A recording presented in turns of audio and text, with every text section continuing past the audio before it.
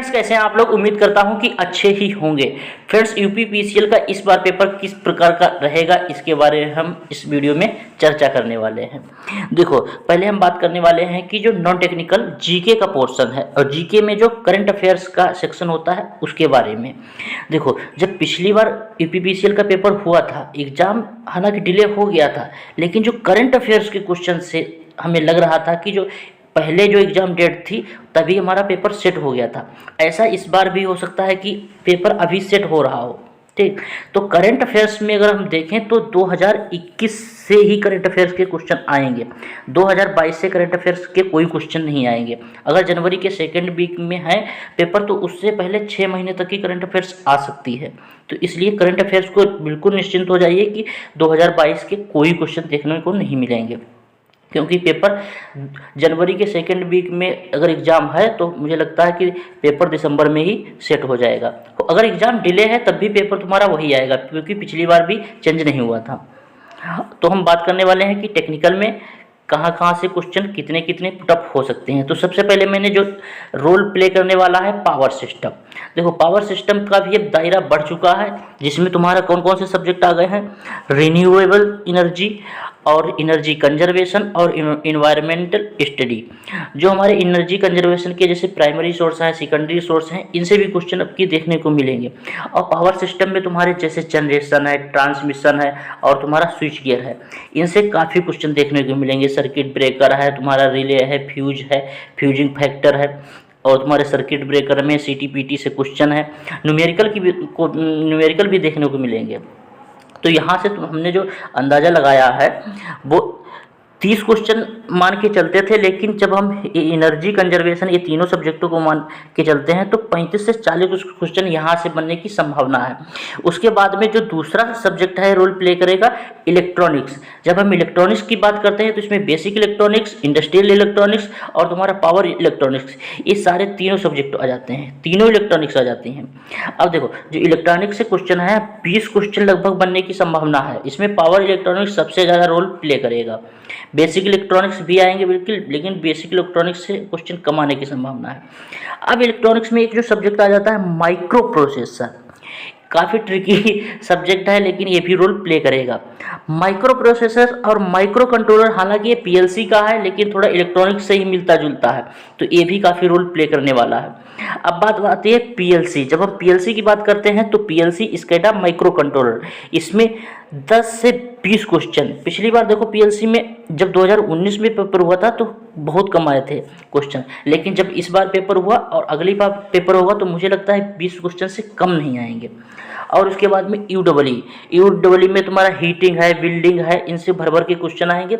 और इसमें न्यूमेरिकल आता है, जैसे कि एनर्जी तुम्हारा निकालना है, डोमेस्टिक लोड है, पावर फैक्टर है, इनसे क्वेश्चन आने को मिलेंगे। क्योंकि यूडब्ल्यू में आने तो को बहुत कुछ आ सकता है। और दूसरा जो है सब्जेक्ट है मीजरमेंट, इसमें ब्रिज से है, इसमें भी न्यूमेरिकल देखने को मिलेंगे, जैसे त्रुटि है, एरर से है। और तुम्हारा जो एनर्जी मीटर है, एनर्जी मीटर से देखो न्यूमेरिकल आए थे इस पर, तो इसमें से भी क्वेश्चन लगभग 5 या 6 क्वेश्चन आने की संभावना है।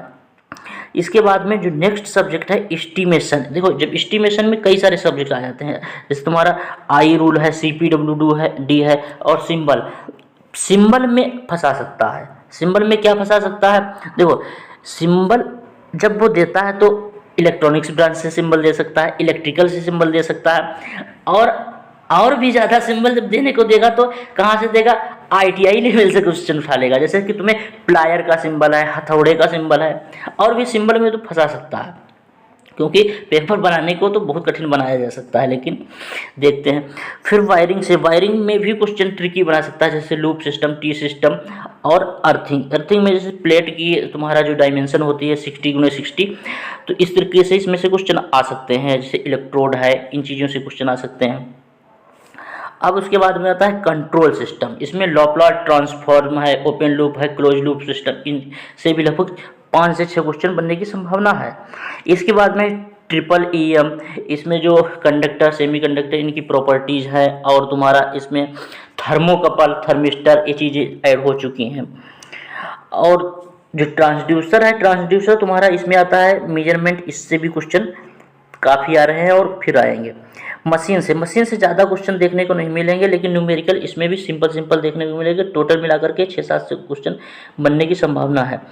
और तुम्हारा जो IMRE है, अब ये रोल प्ले करने लगा है, 5 से 6 क्वेश्चन इसमें भी बनने की संभावना है। और तुम्हारा जो नेक्स्ट सब्जेक्ट है IMAD, देखो मैनेजमेंट से क्वेश्चन उठने लगे हैं, जैसे कि सबसे ऊपर कौन सा होता है, कौन मैनेजर सबसे ऊपर है, फिर प्रोडक्शन मैनेजर कहाँ पे है, सुपरवाइजर कहाँ पे है, तो इन तरीके के क्वेश्चन है। और लघु उद्योग है, इसमें कितना निवेश होता है, और तुम्हारा जो है जो लघु उद्योग के बाद में कौन सा आता है, लार्ज उद्योग, तो उसमें कितना कितना निवेश हो सकता है।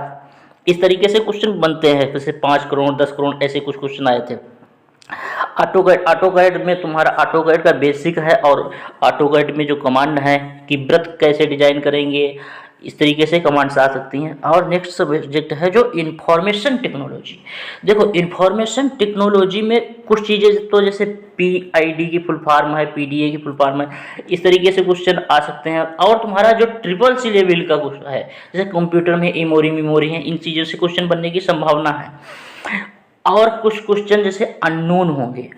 अननोन क्या हो सकता है, अननोन क्वेश्चन में ऐसे मान के चलो जैसे कि मेडिकल से कोई क्वेश्चन दे देना, या कुछ ऐसे क्वेश्चन जो तुम्हारे समझ में ही ना आए कि यार ये किस सब्जेक्ट से हैं, तो इस तरीके से क्वेश्चन दिए जा सकते हैं। या इलेक्ट्रॉनिक्स ब्रांच से दिए जा सकते हैं, या जैसे कंप्यूटर साइंस ब्रांच है वहाँ से उठा लिए जाए। हालांकि होते इलेक्ट्रिकल से ही हैं, तुम्हारे कोर्स से ही, लेकिन वो लगते हैं लगभग। या कुछ ऐसे हो सकते हैं जो क्वेश्चन जो समझ में ही ना आए, उनको हम अननोन मान सकते हैं। तो अननोन क्वेश्चन जो है उनका भी दायरा लगभग 15 से 16 क्वेश्चन अननोन रहने वाले हैं, जिनका कोई मतलब तोड़ ही नहीं है।